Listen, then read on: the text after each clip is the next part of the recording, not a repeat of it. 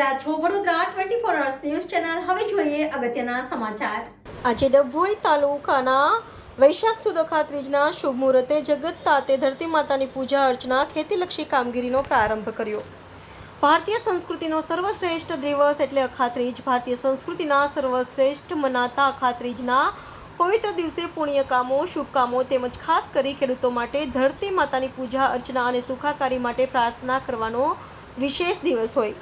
ડભોઈ તાલુકાના વઢવાણા તેમજ તાલુકાભરના ખેડૂતોએ પોતાના ખેતરમાં જઈ અખાત્રીજના શુભ મુહૂર્ત અને મહાત્મ્યને અનુલક્ષી ધરતી માતાની પૂજા કરી ધરતીને પગે લાગી સારા પાક માટે તેમજ આખું વર્ષ સુખાકારીવાળું નીવડે તે માટે પ્રાર્થના કરી હતી। સાથે જ ખેતીમાં ઉપયોગી આ બળદ તેમજ હળ, ટ્રેક્ટર જેવા મહત્વના ઓજારોનું પણ શ્રદ્ધાપૂર્વક પૂજન કર્યું હતું।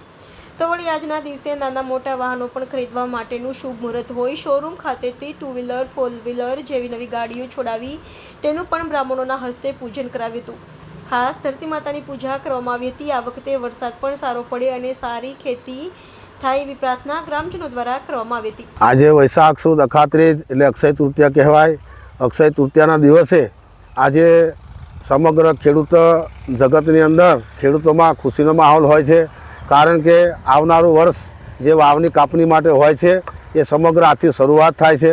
આજે ગુજરાત સમગ્ર દેશની સાથે સાથે આજે વઢવાણા ગામની અંદર ડભોઈ તાલુકાનું જે વઢવાણા ગામ છે એના અંદર સમગ્ર ગામના ખેડૂતો ભેગા થઈ ધરતી માતાની પૂજા કરે છે, વંદન કરે છે અને આજીજી કરે છે, અરજી લગાવે છે કે હે ધરતી માતા અમારું તેમજ અમારા બાળકોનું તો પોષણ કરે જ છે, પણ સાથે સાથે સમગ્ર વિશ્વનું કલ્યાણ થાય।